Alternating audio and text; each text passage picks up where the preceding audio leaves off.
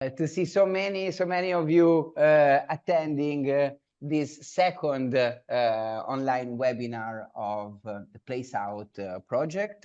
So very briefly, I guess, likely if you're here, you already know about Place Out, so I won't take that much of your time, but Place Out is an Erasmus Plus project that connects 4 different territories of Europe, in Bulgaria, Greece, Italy, and Spain, and more specifically for rural and remote areas, with the ultimate aim of really somehow empowering or giving tools, I would say, to youth grassroots organizations that are active in the transformation and also in the policy influencing at local level in their for local contexts. So we have some trainings for youth grassroots organization and also for local institutions in these 4 territories. And most importantly, we try to connect these 2, I would say, different groups of actors on these territories, within territories, and between territories, between these 4 territories. On the top of that, we also have some online trainings we are organizing, and we are organizing these trainings to somehow also go beyond the 4 territories and try to share some hopefully valuable insights on political participation, space regeneration, territorial regeneration in rural areas, to youth grassroots organizations, to local institutions, but more generally, I would say to all curious people and practitioners on the field we just mentioned. Okay, so I haven't presented myself. I'm Dario Marmo from Lama Agency. Lama is a social enterprise from Florence, working also in the mountain areas of Mugello, so the province of Florence, let's say the rural areas nearby Florence. And here with us, we have some partners of the project. Our host is WASO Coop, which I just present you, and then maybe you integrate, is an organization working on youth participation, youth empowerment, and rural development in Extremadura. Maybe there are also some other participants here from Spain. In that case, you know very well what Extremadura is. We already started this cycle of webinars directed to youth grassroots organizations, and not only. And in the first seminar, we just introduced all the elements somehow stemming out from the research we did in the last 1.5 years, and also all the elements we would like to tackle with our intervention with this Erasmus project. Among all the things, we have transversally the theme of space regeneration, basically the act of reusing, reactivating spaces that are maybe unused or that are under, let's say, a process of transformation, and where also the yes, it is available, a recording of the first webinar. I'm reading a question here in the chat. Absolutely. I guess it will be made available altogether, all the contents from the project at the end of the project. And of course, you can contact us also to have some specific lessons, presentations, video recorded. So absolutely, yes.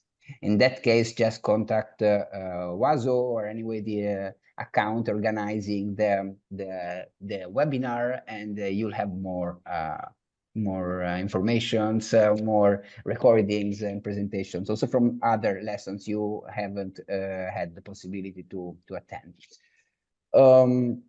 But what I was saying is that, so we work transversally also on space regeneration as a tool for territorial regeneration. So that's why also we invited here our colleague from Lama, Ricardo, that worked in the last 10 years, I would say, on the really reactivation of spaces and regeneration of spaces, especially, but not exclusively, in Florence, of course, in the city of Florence. And so let's say we will try also to share some of the tools and insights we, let's say, used together in these years, hoping that this could be a good basis also for discussion, for work in your own context. As you already did, if you have some questions, just drop them in the chat. We read them and react directly to them. The lesson, let's say the webinar of today is more of a lesson, it's more frontal, okay? But that being said, we want to really enable interaction as much as possible. So really, please interrupt us, write down things. We will react immediately, okay? We want this to be as much as possible a conversation, really, considering that. Oh, thank you, Stefano. Yes, all the materials are at the link down there. Consider that really we can also try to add some really insights, some knowledge also outside the presentation we will give. No? So really, if you have any kind of curiosity on our practices and what we did or what we know on the matter of space regeneration, just ask it, okay? And same at the end of the presentation, we'll have really a free space for reflections, not only for questions, because we feel also that these webinars are also the occasion to somehow connect with other similar people, practitioners, people that are really experimenting similar practices in other territories, and that's a great added value of organizing this kind of activities in a European project. So we want to, let's say, get the most from it. Also from our side, we're really curious on talking with all of you and knowing better what you're doing on these teams and what brought you here. Okay, so maybe just so this was, let's say, about the project, Place Out. As Stefano shared in the link, you will find on the side there are already also some research done last year that can be also a good working tool to have more insights on the 4 territories that are working with this method. I think that's enough to somehow introduce to all of you what Place Out is about. For questions more specific on all Place Out activities and trainings, we have our colleague Stefano here, Stefano Malevolti, and he is also the project manager of Place Out. And so that's it. I guess maybe I ask if there are some questions, doubts you have before starting. Otherwise, I would just ask to my colleague Riccardo to share the presentation. We will run this together, I guess. But if okay, Riccardo, maybe you break the ice with some initial slides and I jump in. Can you see the slides or not? Yes, they're not full screen though, but not full screen. Not full screen, yeah. Oh, okay. Okay. Try maybe just to anyway, no, not a big deal. I think it's fine. But you can see the slide, right? Yeah. Yeah. Yeah, I think it's fine. It's fine. Yeah. So thank you, Dario, for the kind introduction.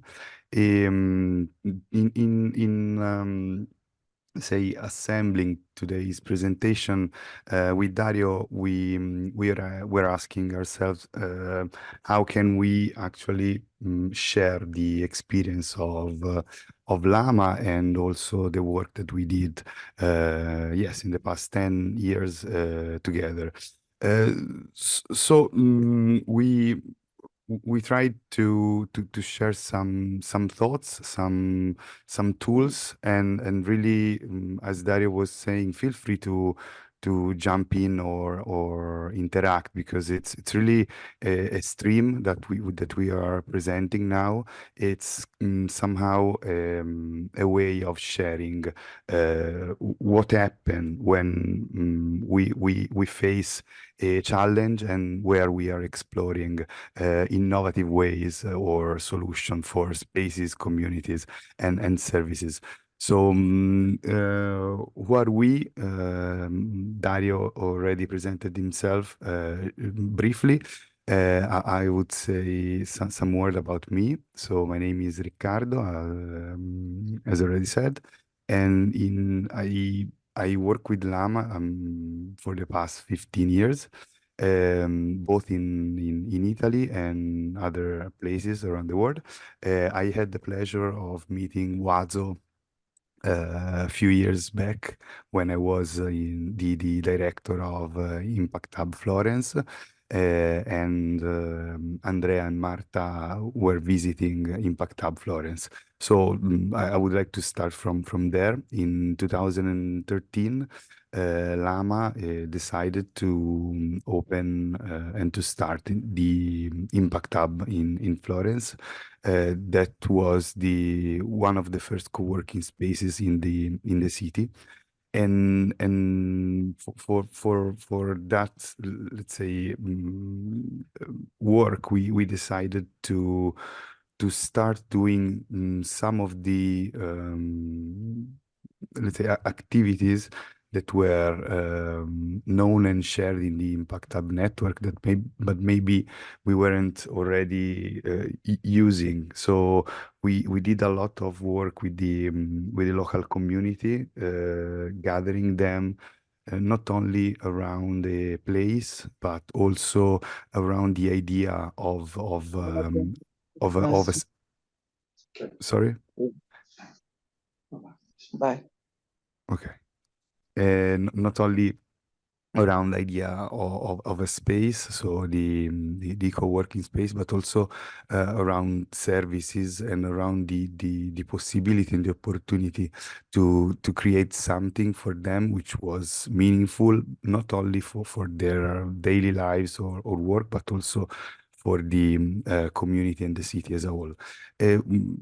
From that experience, we started working with this idea of intersection between communities, spaces, and services, and that was something peculiar of the Impact Hub network 10 years ago. I don't know now if it's actually something which is used now.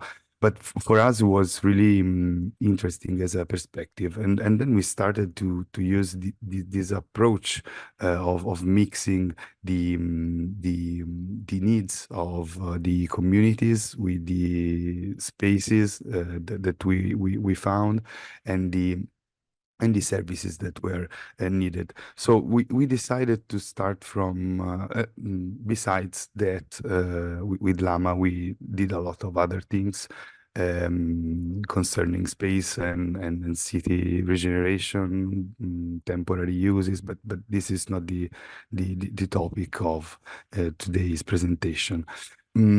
So what do we say when we talk about communities? I was saying that we started working with communities, but when we say this word, we actually refer to more or less numerous groups of people who can, let's say, simultaneously be users, stakeholders, co-producers of what we are doing, and they are situated in a space. The space part is actually not only a space of four walls or a parking lot. It's something that for us is really a broad concept. So today we try to explain and enlarge this concept, talking about civic assets that are actually infrastructures for the functioning of our society, both in urban or rural communities. and these spaces or civic asset, they can be public, private, or commonly owned, but our interest is how much they can actually have an impact on the quality of life in the area where they are located. And when we refer about and we talk about services, we talk about the models, the business models, the operational models, or the idea of the how can those activities be sustainable for the use of the civic asset we were saying before. So this presentation starts from here, from the intersection between a group of people that are actually situated in a context, and within this context, we have an opportunity which is given by the underuse or the abandoned or an abandoned space, an underused facility, something that lacks within our city or neighborhood, and we try and we put our effort in understanding how we can re-ideate, re-functionalize, or reactivate this asset. Dario, do you want to add something to this first part? Or maybe I would like just to add some history. Let's say you were mentioning the example of opening the Impact Hub 10 years ago, for example, no? So it is interesting in that case, and I think it can be applied to also many other spaces, that the space was populated by people before it went official, before it was open. And why we did that? Basically because we knew there were people and organizations interested in somehow using the space. Okay, so imagine the Impact Hub again is a co-working where there's also cultural programming. Okay, so it's not just about going to work.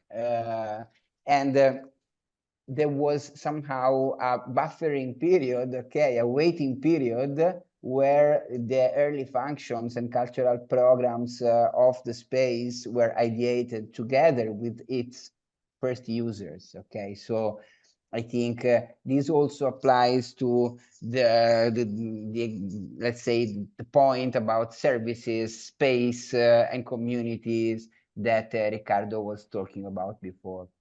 So if you have a space you can reactivate and maybe you cannot use it already, maybe one good point can be to start leaving it even in a temporary pop-up way, to somehow start co-designing what it could be with its first users, at least. Yes, I think that this is really important.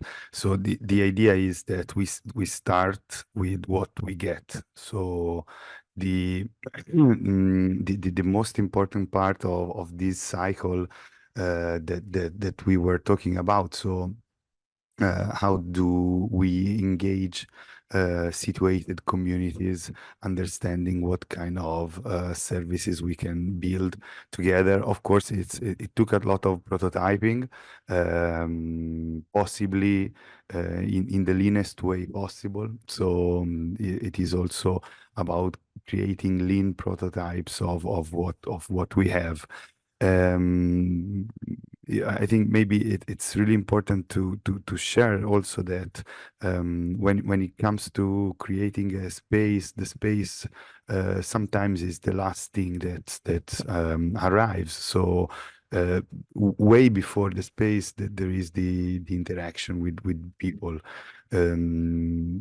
For Impact Hub Florence, we started nurturing the community 2 years before the space was even open, and this is of course something really important to understand, because when we talk about a space, the space can also be empty, can also be something we just look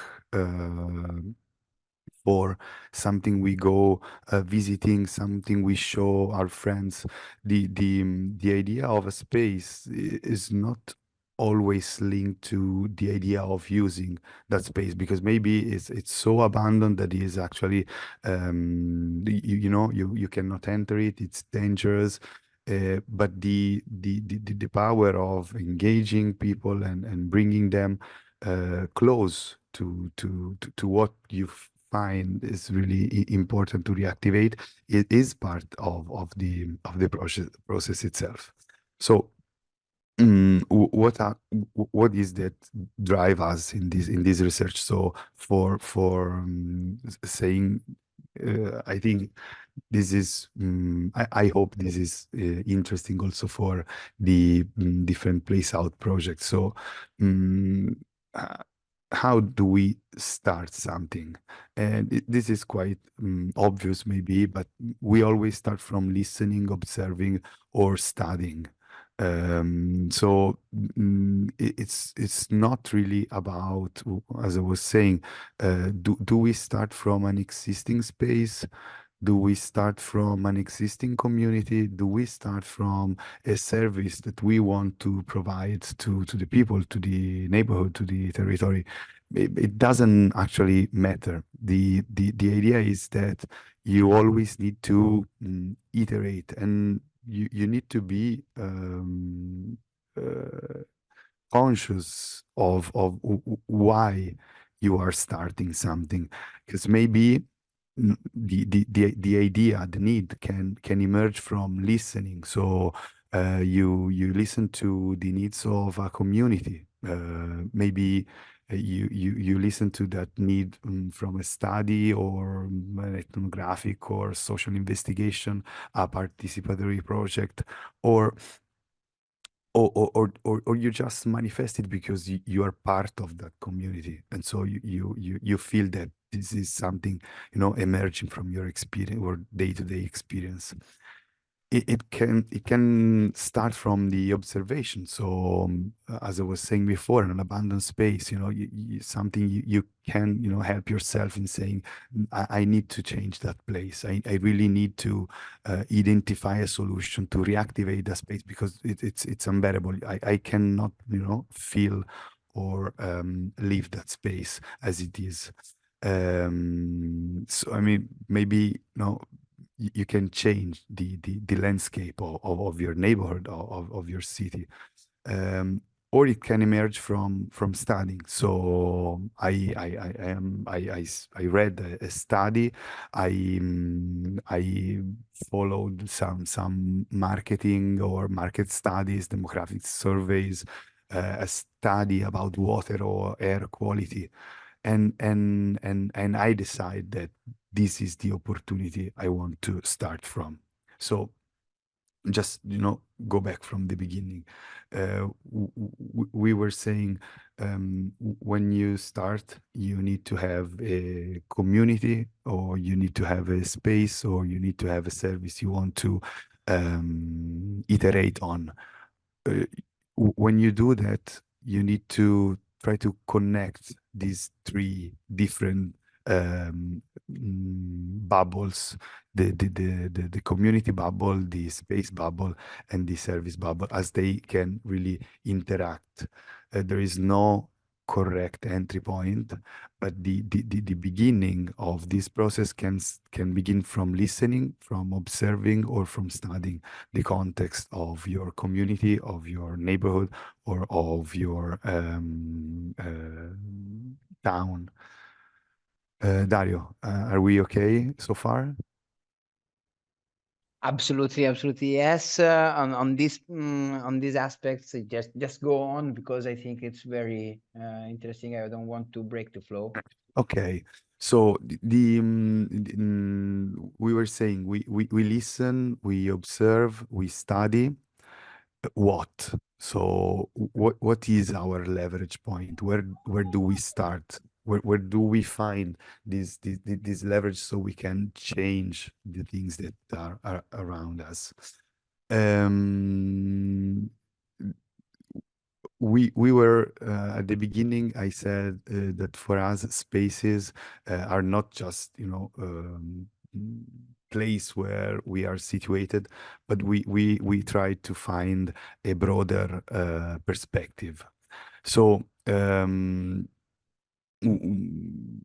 we will try to identify the, of course, necessary tools to undertake the paths of transformation, okay, within territorial context. And we want to do that with a particular reference to the civic asset. As those civic assets are the space where we can operate at many different levels, from a personal to a city to a county level.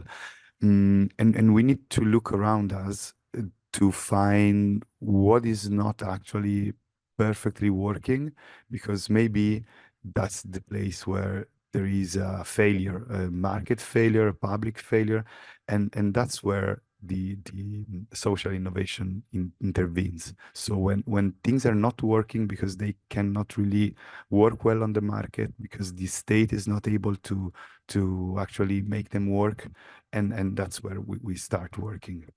Where? So what are the civic assets? This is not a fixed framework. That's something we find useful. Okay, so take it for what it is. The first one is about natural asset. For us, the natural asset could be parks, forest, bodies of water, so rivers, lakes, transitional water, coastal water, underground water, as well as biodiversity and ecosystem. Mm, it, it, mm, the idea is that managing this asset is crucial for not only our present and future, but also because otherwise they will be predated by someone else. So it's not only about, cutting trees or making biofuel or enslaving, the planet. It's also about those little things that can really change the way in which we perceive all the natural asset. We in Italy, for instance, we have this example of the beach management concessions, or the ski resort concessions. The uh, if you think about it, the beach and the seaside, I mean, I think it's not natural to think that there will be someone that manage the beach in terms of exploiting the potential and privatizing the access to the beach. Anyway, so today the management of natural asset is really not only a challenge but a large scale opportunity, not only in urban but also in rural context. And this is something I think you know better than me. What does this mean? I don't know if we want to make the presentation a little bit more interactive. Maybe we can ask Dario. I don't know what you think, if they have some natural asset from their territory in mind, just to see what comes out. What do you think?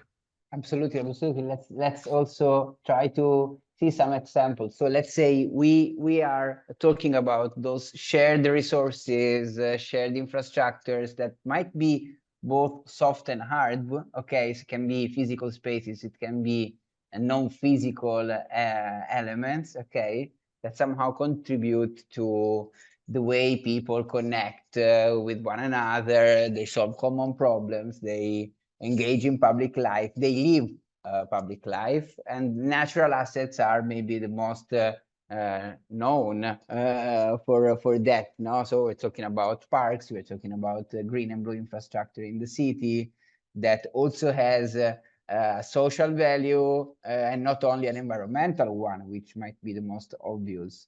So maybe one interesting element can be, and maybe here we can also already try to see if there are some interesting experience that you as you participants, meaning already had with the activation of some natural assets, the use as a common of natural assets. Okay, so here basically we are talking about regeneration or reuse, public common use of spaces that are not buildings. Okay, so Yeah, I don't it know could if be a pond, you know, you have absolutely. nearby for refreshing during the summer.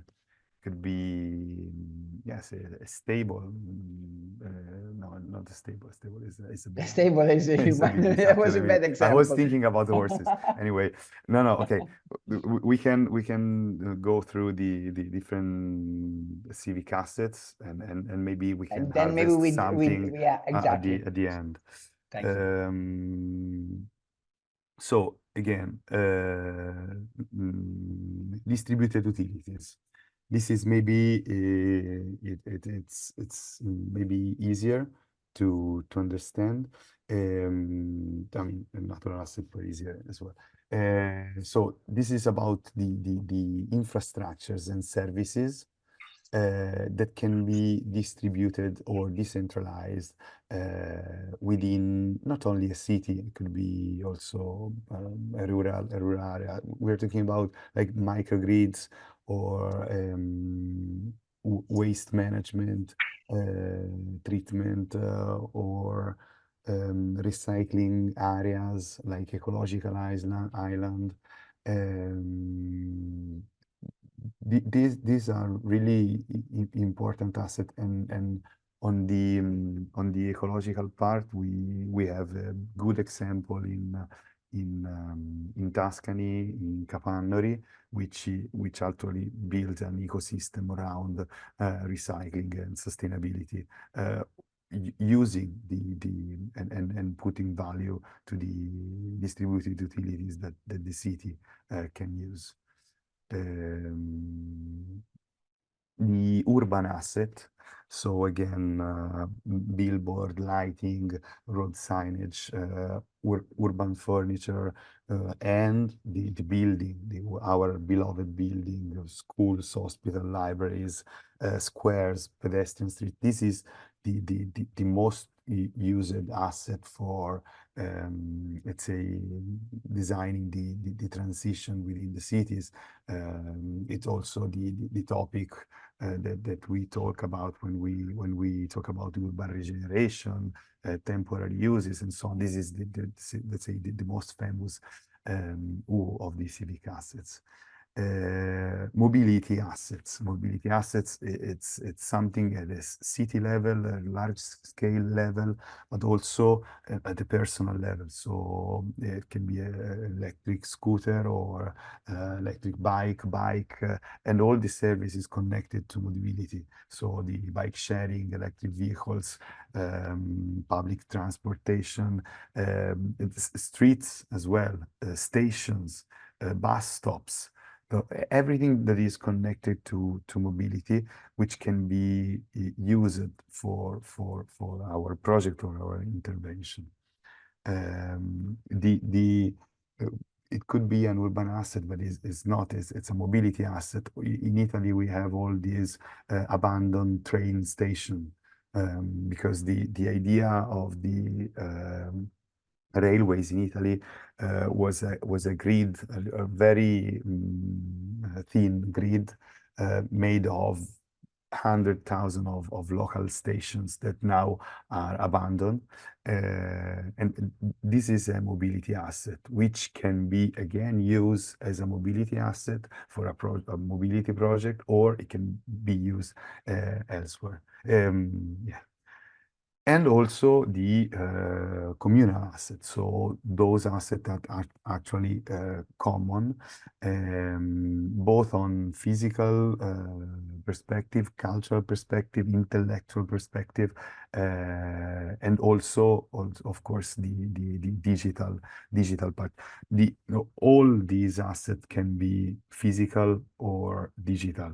They can have their digital twin, their digital counterpart, and this is really important. I think it's not really maybe the topic of the Place Out project, but we of course need to bear in mind that all these assets are both physical and digital in our era.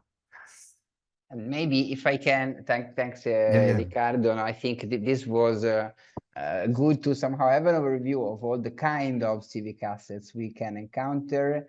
Consider that many spaces are fall under one of more than one of these categories in many cases. Okay, and also the point I think.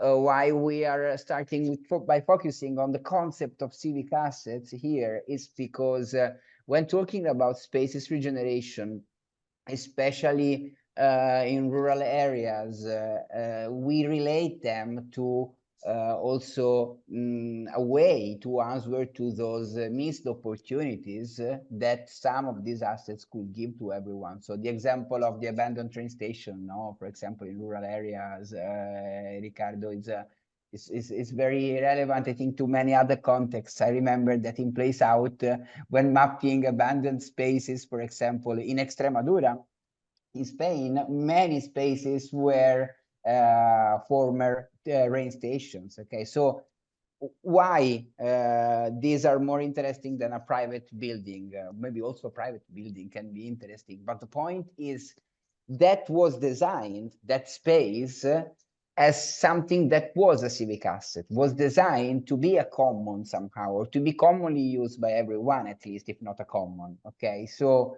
that initial value a space had, okay, can be a leverage point for what it can be in the future, and for the kind of connections that that space might have to wider territorial needs, and so wider territorial, I would say, progress, development. There can be many ways to say this, but point is somehow kind of a fractal model where we act on a specific point to do something, to propose something that is maybe missing in the system, okay, in terms of opportunity of service, of space, to give access to communities that don't have space, okay.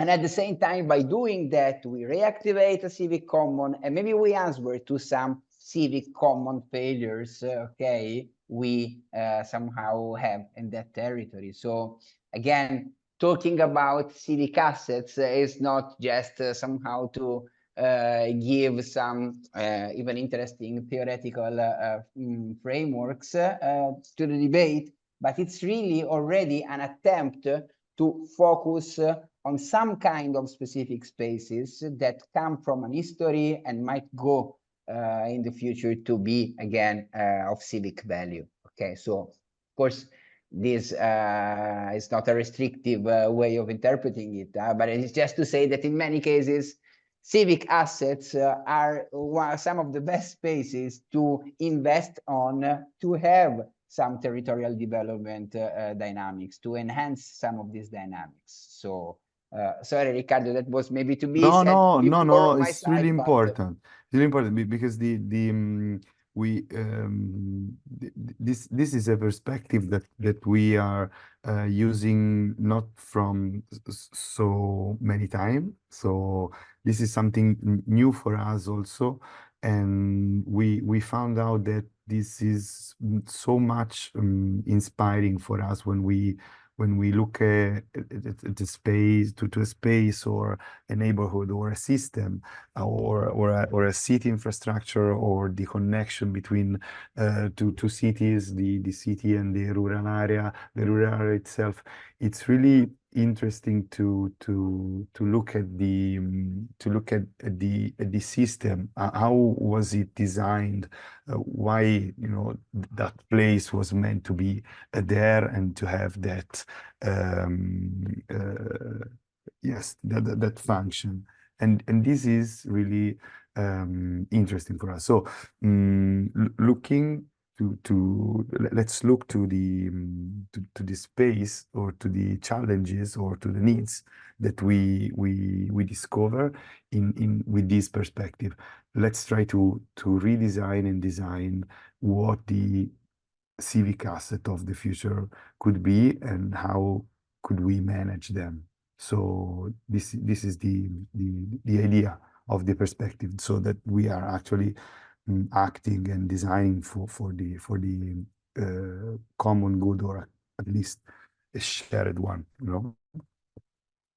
So yes, Dario, I think we're Yeah, no, passionate. maybe no, but that was I think a good way to really hit up also the focus here on the spaces. Maybe since next session is more on analytical tools we normally use to consider how we can work on a space. Maybe before that, it can be interesting to just have a very quick round table. Not that much presenting yourself, please do that when you start, but really presenting some spaces that you feel might be considered as civic assets and that you are working on, you want to work on, you know someone in your, let's say, area worked on, and it's a good story to share with everyone. So I just asked a quick round for who wants to share some experiences with civic assets that have been regenerated. This can be a good way also to somehow figure in your mind some practical examples of that.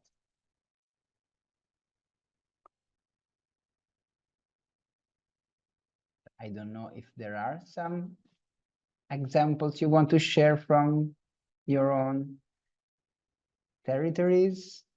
If not, to take your time. Okay, well, that was just a way to get some practical examples also from you. And maybe Riccardo, we move to the, let's say, more Of course. tools. Yeah. Yeah. So this is the realm, okay, of our intervention, and this is the way in which we try to find leverage within the context that we want to intervene in. Then we talk about this with Dario, and we said, let's try to share 3 simple tools that everybody can use when designing or trying to design some solution. So to do what? To explore and investigate, to ideate and define the purpose, to prototype and test, to design, to monitor and evaluate. The prototype part is not really covered by today's presentation, because we felt that it was much more a workshop kind of space for the prototyping. But anyway, in the presentation, there is a link to a wonderful tool. I don't know, Dario, if you want to say a few words about that we developed within the T-Factor project. That could be useful. Absolutely, yes, I'm glad to do so. Maybe just if you can just, Erika, if you just can just click on the link, so we also give, if it works, yeah, I think it should. Okay, anyway, yeah, so what you see here, it works, yeah. Okay. What you see here is the toolbox of T-Factor, okay? So T-Factor is a project we worked in the last 4 years, and it's connecting different urban regeneration experiences in Europe that work on the concept of temporary use, okay? So it's about the temporary an interim activation of spaces that are under transformation. Okay, so really, what are the steps you normally run when analyzing the context of a space that maybe is abandoned or undergoing a master plan that transforms it, understanding what are the objectives, the missions, one can try to pursue it with the temporary activation, and really then prototype and run a set portfolio, we like to call it also portfolio, of different activation actions, temporary uses. Okay, so I guess all across Europe, we now have, in many cases, even in public spaces, pop-up pop-up initiatives, no, that somehow reactivate spaces. So I don't know, and sometimes this reactivation of spaces changes the spaces. Okay, so for example, maybe one sharing, one good example to share can be the one of Barcelona. I don't know if there is someone from Barcelona here in Spain, okay? But let's say in Barcelona, they took some parts of the city, okay, and somehow experiment with them some uses in a temporary way, with different associations, and then many of these spaces really were reused for the purposes that were initially just experiments. Okay, so what we are working on in T-Factor is really trying to analyze what is the method. Okay, so some of the method elements we will share from now on are also taken from our experience in T-Factor. And that's enough, but just to say, when we receive this presentation at this slide, you have that link. Remember, there's a full word that we cannot maybe share in just 1 hour today, but really full of tools that can be useful to really know more about temporary uses, and of course, contextually about the regeneration of physical spaces in cities and not.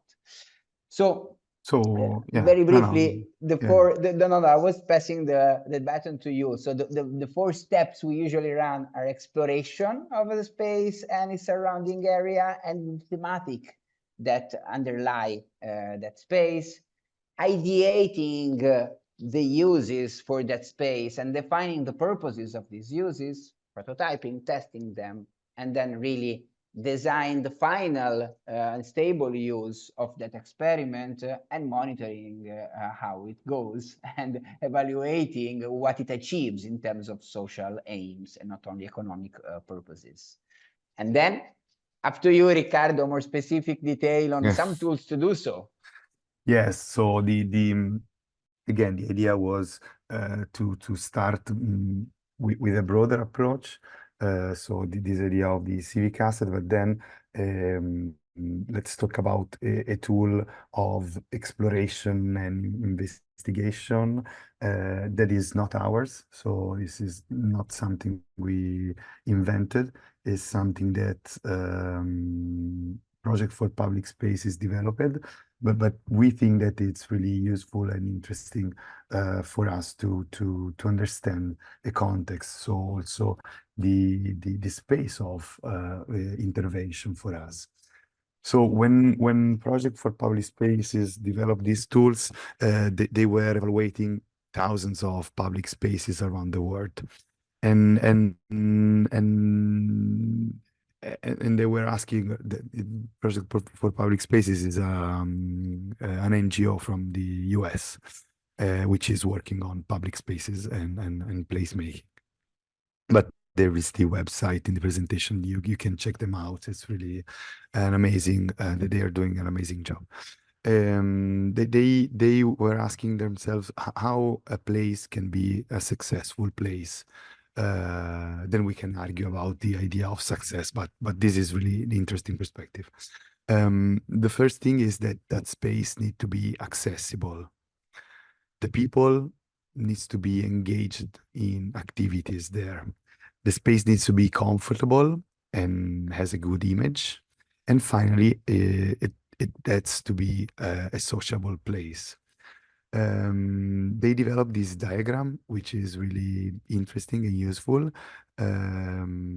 so that you can always try to ask some questions to yourself. So the first is about access and linkage. So you can judge the accessibility of a place by the connections to his surroundings, both visual and physical.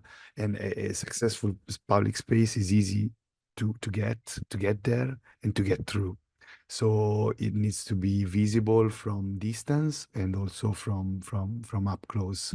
And also the edges of the space are important. For instance, if a row of shops along a street, they are more interesting and safer than a blank wall or an empty lot. So these are the questions that Project for Public Spaces draw to help you understanding if your space or the context you want to intervene in is accessible and linked. And these are the questions. I would like to go through the questions, but I'm just reading them. But when I read those questions, ask yourself that question. This is the only way this is useful, actually. So the first question is, can you see the space from distance? And its interior is visible from the outside.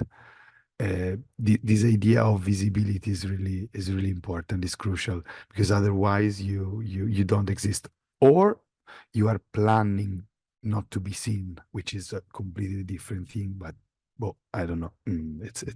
It's an approach. Is there a good connection between the space and the other building, or it's just surrounded by blank walls? Do the occupants of the buildings around use the space, or the space is just used by the occupants? You can you walk through the place? The sidewalk lead to and from the adjacent areas, so it is actually accessible through the sidewalks. Of course, the special needs, so the idea of accessibility itself. Can people use a variety of transportation options, bus, train, car, bicycle, to reach the place? This is really important. And are transit stop conveniently located next to the destination, which is such as libraries, post office, and park entrances? So this is, of course, it's not about but it could also be about rural areas. But all the other questions are really important on the topic of access and linkage. So whether a space is comfortable and presents itself well, so has a good image, is of course a key to success. The comfort includes the perception about safety, cleanness, the availability of places to sit, and also the importance of giving people the choice to sit where, because this is really important for the people. So, going to the questions, does the place make a good first impression?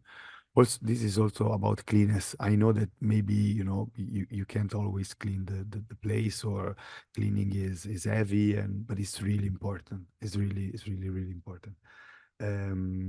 Is it balanced? So are there more women than men? Are there enough places to sit? Is it clean? Is the area safe? So is there a security presence? If so, what do these people do? Are people taking pictures? Are there many photo opportunities available? This idea of people taking pictures is really important, because it's not only about the photo opportunities, it's about also the feeling safe to take a photo. Of course, do vehicles dominate the pedestrian use of the space? So who lead the car or the pedestrian? Uses and activities. So the activities are the basic building block of great places. So the activities are the reason why people visit in the first place and why they continue to return. So they are also what makes this place special or unique. So when there's nothing to do in a place, it sits there, you know, empty and unused, and I mean, something needs to change. So in terms of uses and activities, the first question, of course, is: are people using the space or it's empty? So an empty space needs to be reactivated. Is it used by people of different ages? Are people in groups or alone? How many different types of activities are occurring? So people walking, eating, playing, relaxing, reading. The more activities they are doing, the better it is. Which part of the space are used and which are not? Of course, is there a management presence, or can you identify someone in charge of the place, so someone to refer to? So the last one, the sociability, it's really a difficult quality for a place to achieve. So when people see friends meet, grade their neighbors, feel comfortable interacting with strangers, they feel a stronger sense of place or attachment to that place. So is that your place, a place that fostered this type of social activities? Is really the question are really super interesting because they allows you to think how to behave as a host in your space. So is this a place where you would choose to meet your friends? Are others meeting friends here or running into them? Are people in groups or are they talking with one another? Do some people know each other by face or by name? This is really important because if you go into a place and people are interacting really, you know, in a close way, saying hi, saying their name, it's really it completely flips your perception of the space. Are people smiling? Do make eye contact with each other? Are you feeling that people are looking at each other? And of course, the mix of ages, ethnic groups, and how the community presents itself. And this is the most important one. And then it's finished. Do people tend to pick up litter when they see it? You know, you don't know who is picking up actually that litter, but if you see someone picking litter, that's a beautiful sign of a place which is taken care of by everyone, not only by the cleaning people. Um, Dario. Maybe, yeah, Eh, just well, that's always so interesting to hear, Ricca. I think the four main slices of this cake here are relevant also for rural areas. Imagine that regarding access and linkage, there are many buildings, especially in mountain areas, for example, that are not easy to access, yet they will be very, very relevant sociality spaces, for example. No? So again, that the issue of access, being linked with communities of space, it's even more important, I would say, in rural and mountain areas. The aspect of, let's say, uses and let's say mixité of uses is relevant where there is low density of inhabitants, because in those cases, likely there are less spaces for sociality, spaces for services. So spaces tend to be even more multi-purpose spaces. So I guess that also the one related to the mixity of uses is very, very relevant in rural areas. Then, of course, the aspects related to sociability are relevant equally, I would say, in the two contexts. And the aspect related to comfort and image is also very interesting because somehow creating, opening new spaces in rural areas it's somehow also an act of autopoiesis, Greeks will say, okay, so of creation of, let's say, not only activities, but also of the narrative itself about the space by who created it, okay? So somehow it's also an act of independence from narratives that often come from urban areas and that cannot just be replicated like that in rural ones. So maybe, yeah, if my two pennies on these points might be maybe these ones, Rika, regarding how we interpret this in the rural areas. What are the main elements that please come up to my mind you should take up into account? Yeah. No, and also you don't need to take this wheel as something you need, to completely feel. Also, the idea of being conscious, being yes, conscious of what this place lack is as important as being, full on all the part of this wheel. This is about consciousness, and about knowing what needs, what needs to be done in order to have a great place. We can also have context-wise great places. So it's just for us, it's really interesting to ask ourselves these questions. So okay, next step, the WH model, named after the WH questions. So when we start, we started from the idea of engaging communities, in situated communities, and provide them services or build with them, co-design with them services in order to solve some challenges that we discovered that emerged from listening, from observing, from studying.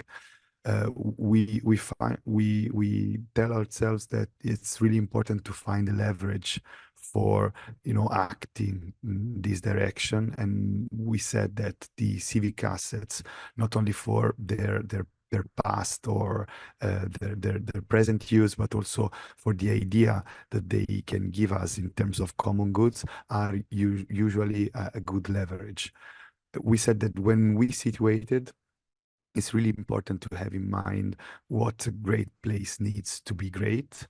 And now we go to the existential part of our work. So we need to understand what is the challenge that we are trying to address with our idea, service, or product. So the challenge for us, it's a problem that requires an innovative solution. We need to be able to express this challenge, to write it down in a way in which it stimulates the curiosity of who's reading it. So it's something that has to be relevant. And it could start everywhere. So from a topic of general interest, it can be generated from the listening, the observation, the study opportunities.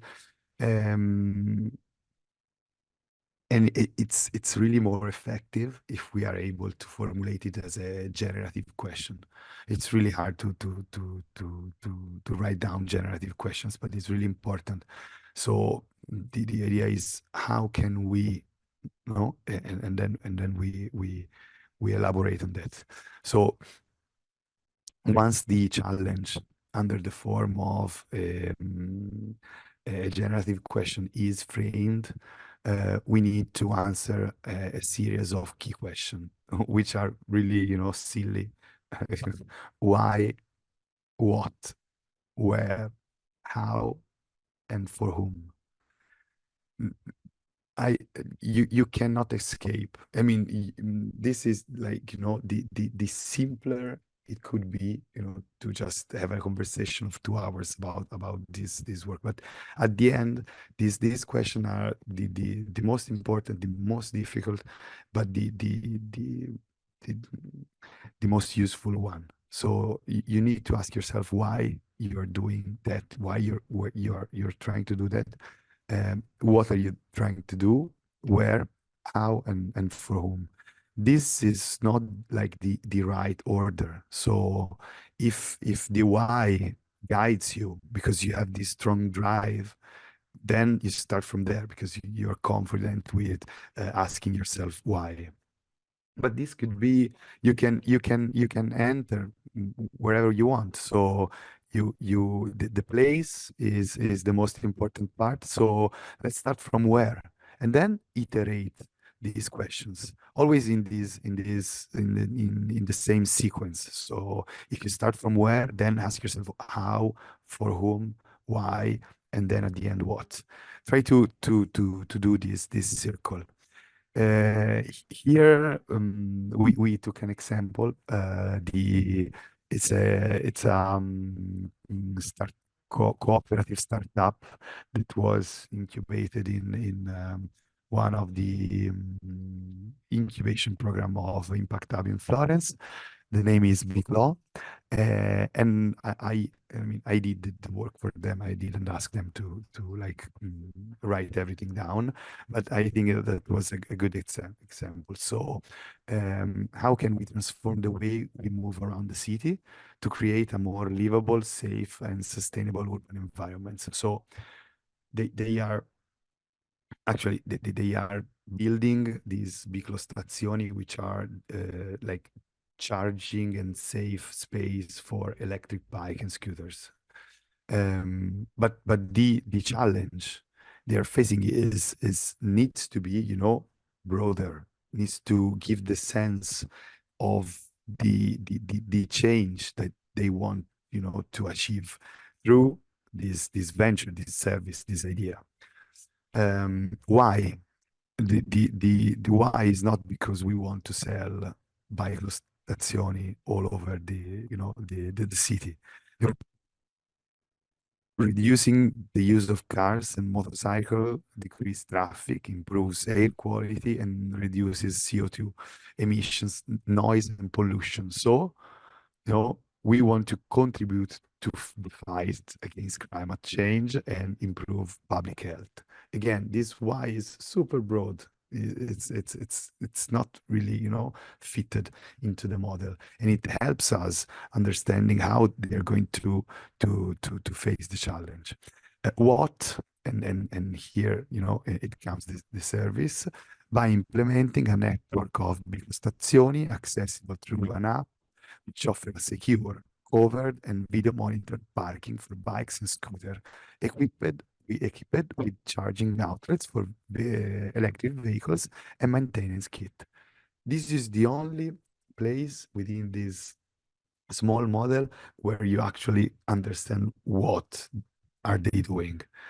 All the rest helps us in framing uh, mm, all the other important questions. So where in the metropolitan area of Florence, how the parking infrastructure service not only provides security and convenience, but also promotes a culture of sustainable transport and encourage the use of alternative means of transportation to the car. So here they are working on mobility assets, lacking ones.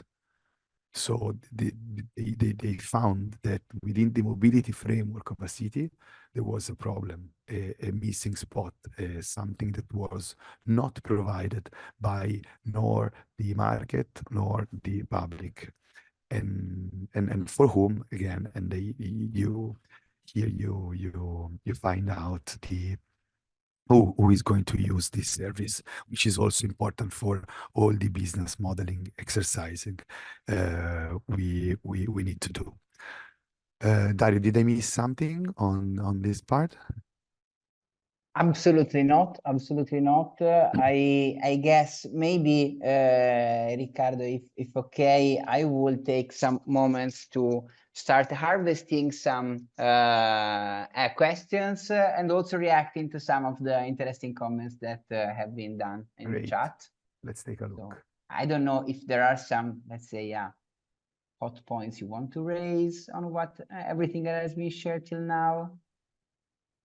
Otherwise, I will just read down what has been written in the chat. Very interesting points. So one is from Maria, that I guess you're from Southwest Germany, okay, saying that there are not many, let's say,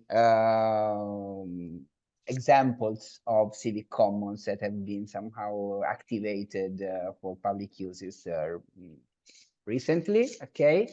Oh, that's interesting. I guess somehow there might be in other parts of Germany very interesting cases of temporary activation of common sites. Okay, one very interesting case that somehow made the school of urban regeneration is the Bremen ZZZ agency. I cannot say the real name in yeah, you're searching for it, Ricca. Thanks. Not sure. Non mi ricordo come si chiama la città. That's difficult. Maybe Dortmund. no. It's from Bremen. From Bremen. Ah, Bremen.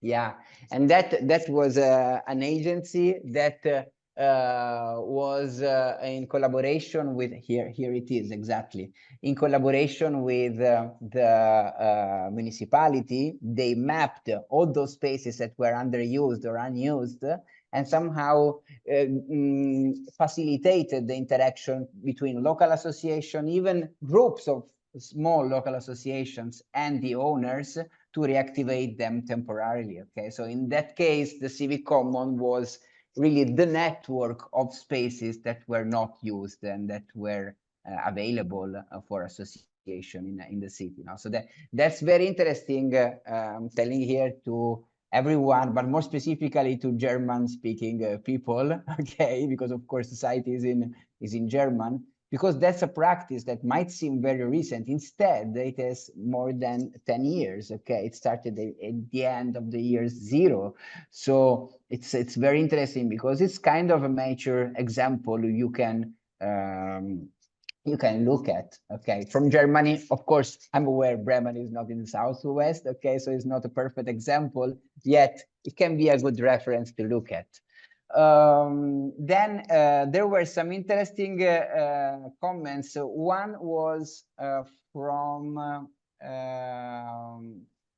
Thais Vargas talking about the Cascine Park in Florence. Well, that's the main park in Florence where you can really see a spontaneous dynamic of multiple uses from different communities that might interact with each other or might just use the space at the same time.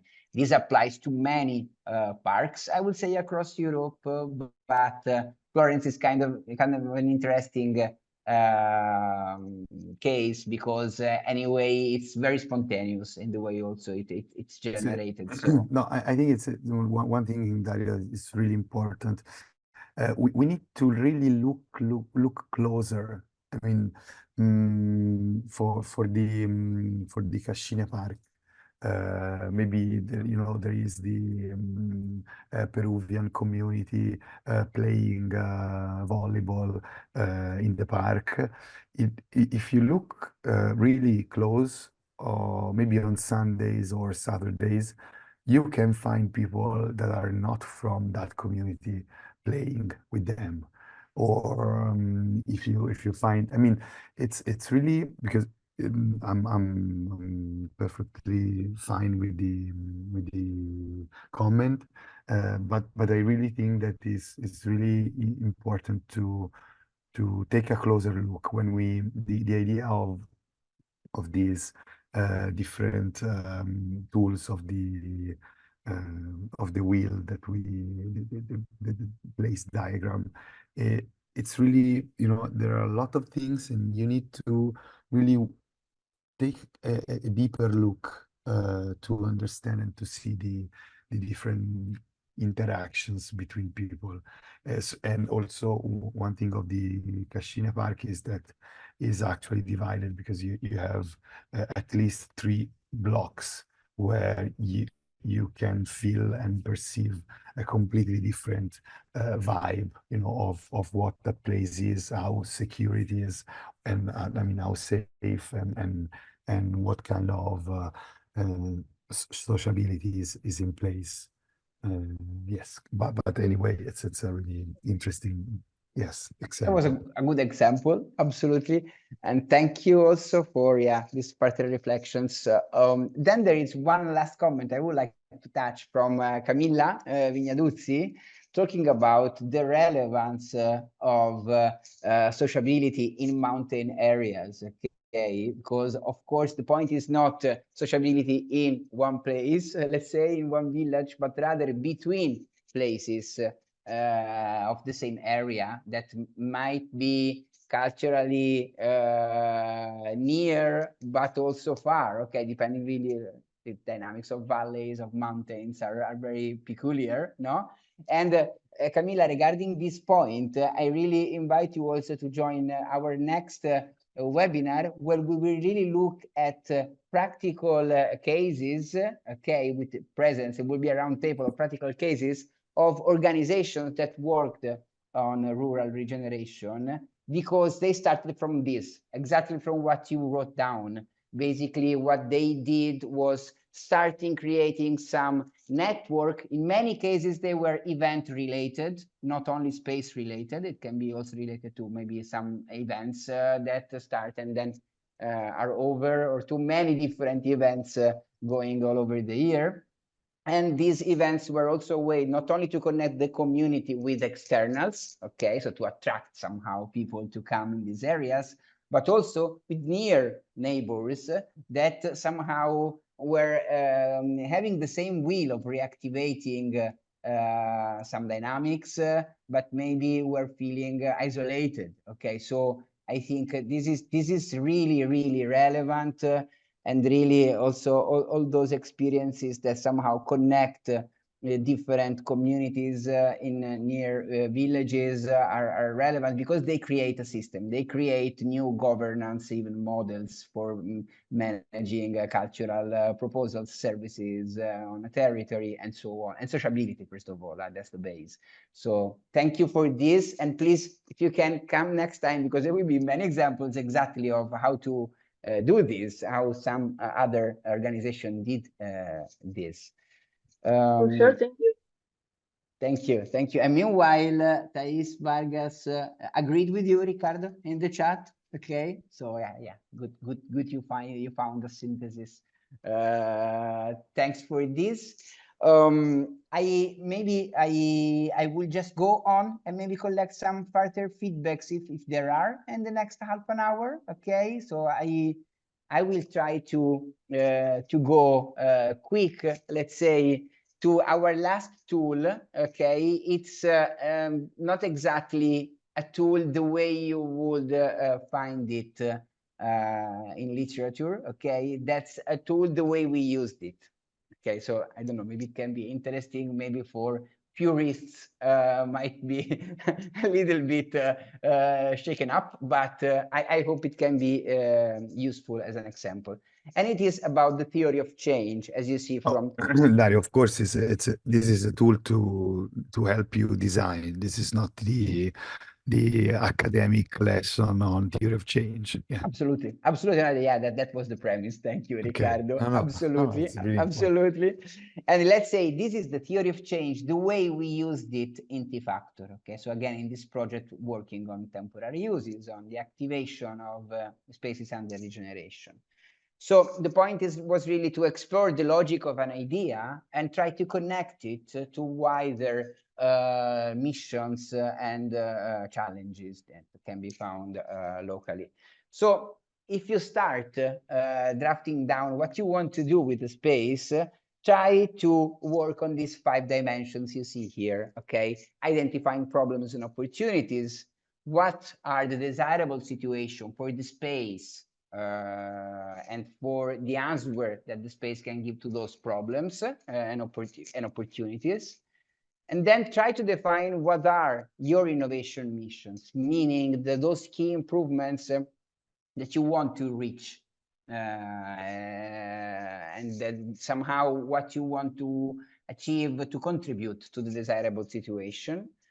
Some concrete uses, so that's the doing part, not the thinking part. Okay, so imagine what are the first uses you would experiment in the space, and big leap jump, try to connect this to a wider system of values. Okay, so what are the impacts that acupunctural intervention you're doing might have on a wider system you're working in? Okay, so let's take them one by one. If we go to next slide, Erika, try to see if it goes to next slide. It doesn't. I can also share screen if it's okay. Perfect. Thank you. Thank you. Again, that's important to somehow give some boundaries to what we define as problem or opportunity. Okay, so try to imagine that a problem is something considered harmful by some people. So again, problems and opportunities should be always analyzed for who. The WH system Ricardo was talking before exactly applies here, I would say. Okay, so it's not just about what, but for who. Okay, and let's try to formulate. That's really an exercise. It's not. It's something very practical. Try to formulate those with negative terms. Okay, and describing at the same time the status quo, so the current situation you have on that matter. Same goes for opportunity. Okay, of course, these are the description of circumstances you can harness to improve on that regarding that problem. And then when you're describing the desirable situation, okay, try to really imagine something that it's not abstract, but it's very practical in terms of how you answer to that problem, how you use that opportunity for doing something. Next slide, please. Okay, so this will lead you to defining missions. Okay, so when we talk about mission, and this also, if you want some more theoretical maybe frameworks, you can look at everything that Marianna Mazzucato wrote. Okay, so regarding the mission-oriented innovation, so let's say try to define mission as something that is achievable, it's time-bound, okay, and that answers to a set of the problems you defined before. Okay, so try to be concrete also in your mission. Okay, so some examples, these are just examples, maybe not all on regeneration of spaces, but let's say develop a public space for physical activity, or implementing healthy diets at schools, promoting sports activities. You see, the way these are formulated, it's very concrete. It's not something abstract. Okay, so it applies to the action already, the mission you are stating.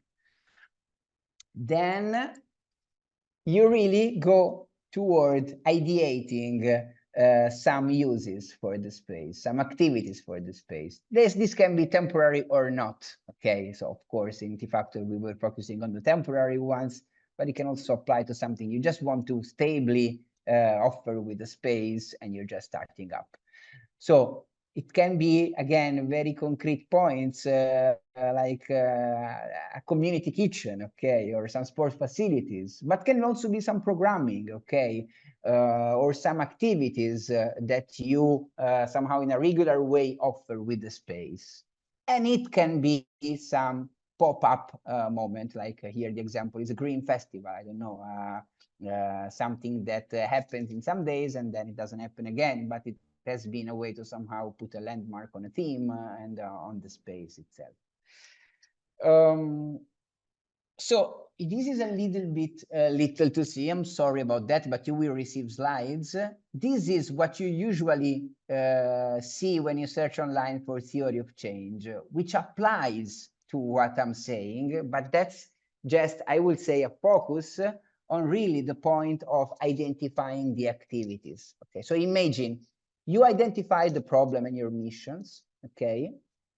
And then you're thinking about activities. When thinking about activities, always think about what you will do, how you will do it, and what are the immediate results, sometimes called outputs, you will get from that activity. Okay, so if we do this by means of blah, blah, blah, this will result in, okay? If your phrase about the activities is not formulated this way, maybe you're losing some elements, maybe not, but it's just to say, start always from what you have control over. So what you're planning to do, what are the activities you are going to implement with that space, okay? So that's very important, and sometimes not having enough time to really think about and design these results in poor results, or anyway in problems then during also the implementation of what you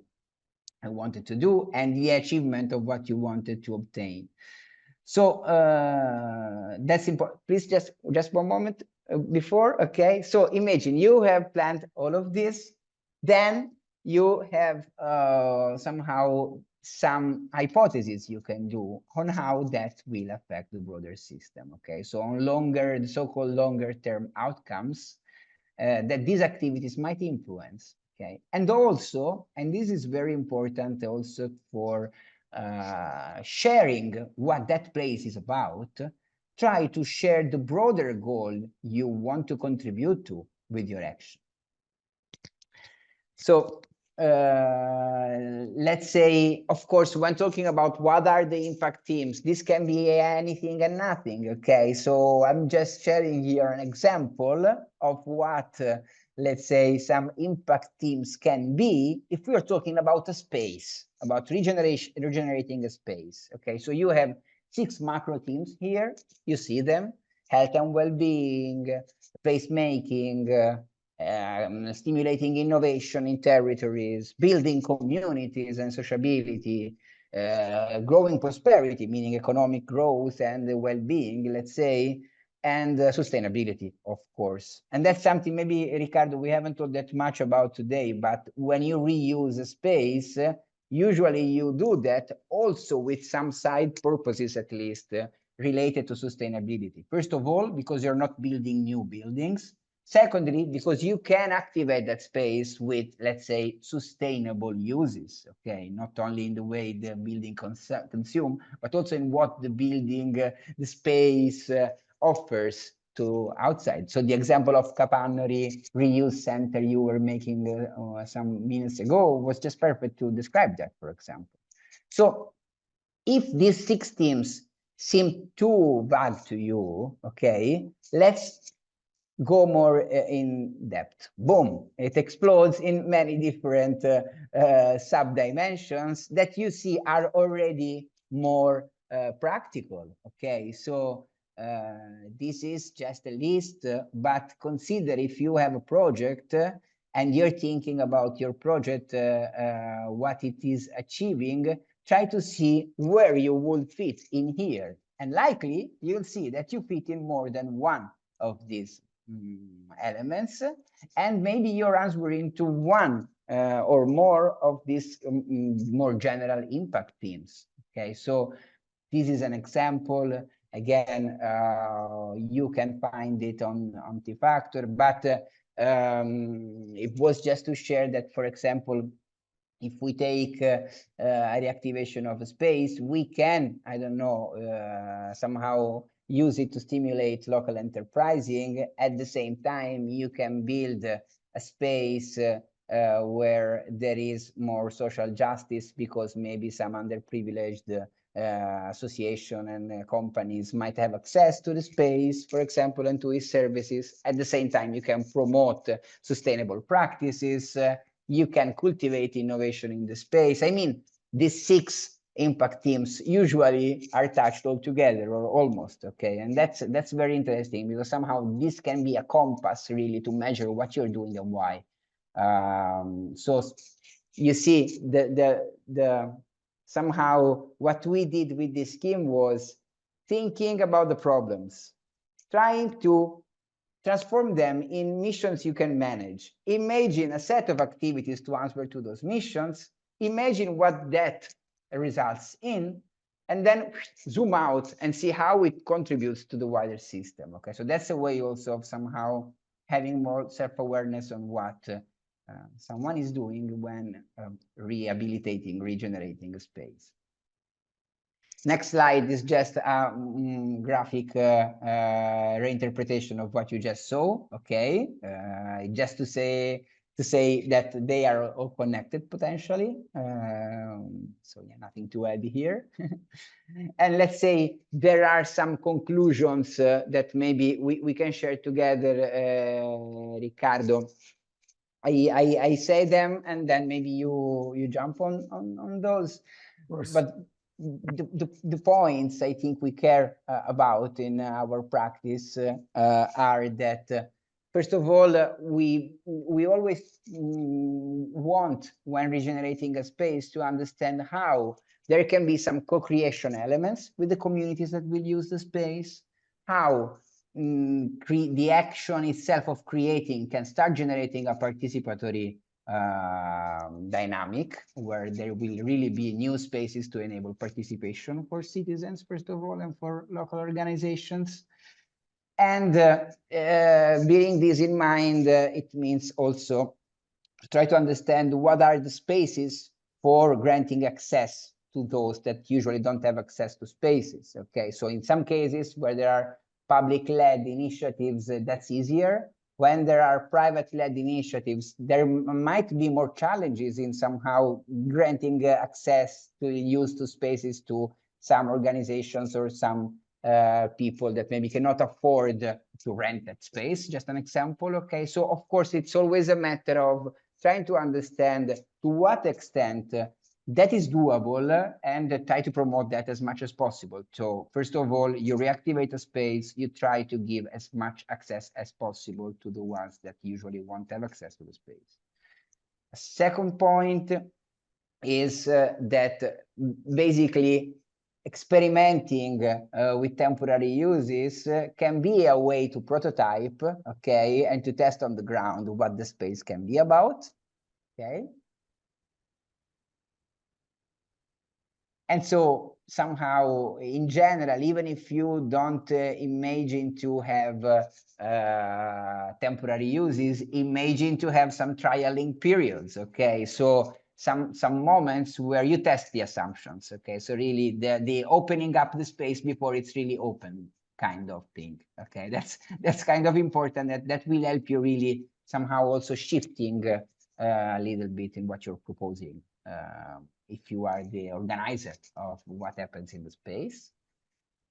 A fourth point, I think it's really also, if you reactivate a space, what you can do to help boosting agency, and that's particularly relevant for place out. That's somehow also the underlying assumption in place out. You know? So if a group of youth organizations keeps up a place and reopens it, what that entails in terms of increased agency toward the local institutions. How does that increase their legitimacy to really care about also common policies and common elements of their environments? And now that space can be used to somehow nurture their capacities of doing so. Okay, so this is something we care about. I think it's relevant also when talking in general about the regeneration of spaces and more specifically in rural areas. Then this point we haven't touched that much, but it's important maybe to share. Having a portfolio logic, meaning distributing the risk between several small actions so that somehow you learn by doing, you learn by making, and you also incentivize that mixité we were talking about, so the access to different kind of communities, vectors to the space. And I think that's it. I think that's sure. No, yeah. that's So it, Riccardo, on these 5 points, if you have some reflections to share, please. Yeah, I'm sorry, I'm losing my voice. I think that this perspective is really about a new generation, a new approach of civic participation. So we are assisting, of course, the society, the economy, everything is shifting, and within this shift, there are fractures. Okay, so spaces in between spaces, and that needs to be filled.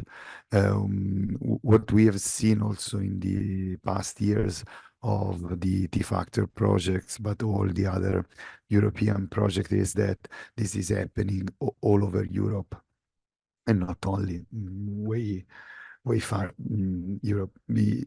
This creates an opportunity which we think we can grasp only by being serious about it. So trying to have tools to not only understand but also frame and design. It's not about finding solutions, because solution itself is terminology we don't really like too much. It's really trying to answer what is calling, that we find emerging around us as an opportunity, as a problem, but really I think that the perspective, and also the idea of putting within this presentation the civic asset part, is that we are in the middle of a civic transition we want to be part of. And for us, how can we start this transition? By being comfortable in using the tools that we share with you today. So being able to observe, understand, answer some existential question that for us it means be able to design, and also bear in mind the fact that when we are making things, activities, projects, services, we are having an impact on the people around us. So if we are able to design with this impact in mind, then our intervention will be really oriented, so these three tools within the civic asset framework, through observation and bearing in mind that we always need to create this interaction and this intersection between people, communities, spaces, and services, is what we think could be worth sharing with you today. So, Dario, I think it's the conclusion. It's almost the conclusion, meaning Almost. that, No, the part where we talk, actually. Yeah, no, that for sure. We talked enough for today, but if I don't know if there are even some curiosities or even some examples from your experience that somehow lightened up by listening to these, let's say, tools and approaches we just shared. Please share.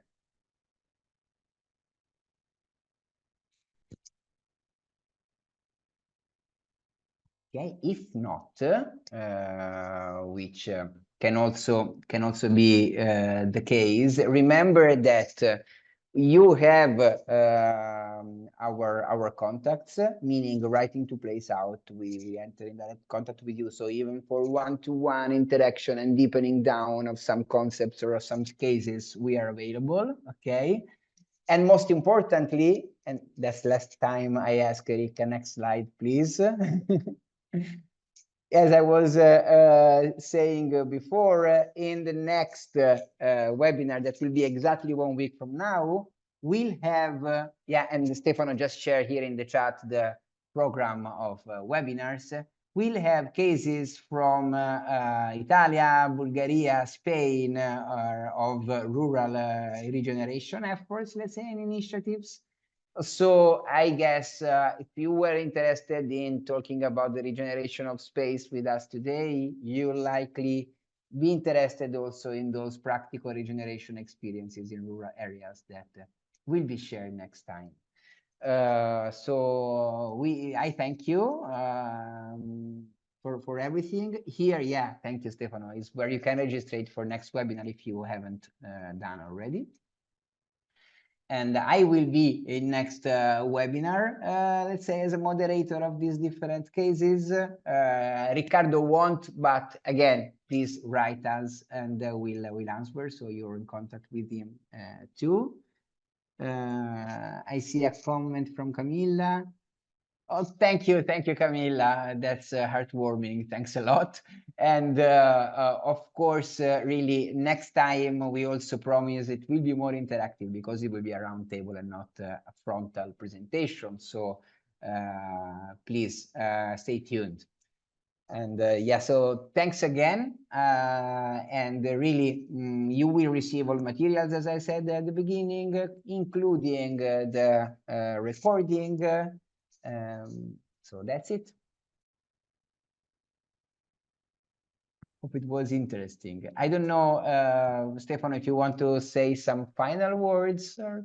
No, thank you, Dario. Thank you, Riccardo. Very interesting. And I'm sure that everybody have been have appreciated your presentation. Thanks to everybody to attend this webinar and see you, I hope, the next week. Remember that all the webinar directed to youth grassroots organization are going to be Wednesday from 4 to 6 p.m. chat. So you can find, it's very easy, same hour. And here till the mid of April, we are going to have a lot of webinar about the empowerment of grassroots organization and also practical tool to revitalize underused or abandoned space in rural area. Thank you, everybody. Thank you. Thanks, everyone. Thank you Have all. a nice Have a good evening. evening. Ciao, grazie. Thank you. Bye. Bye. Ciao, ciao, ciao.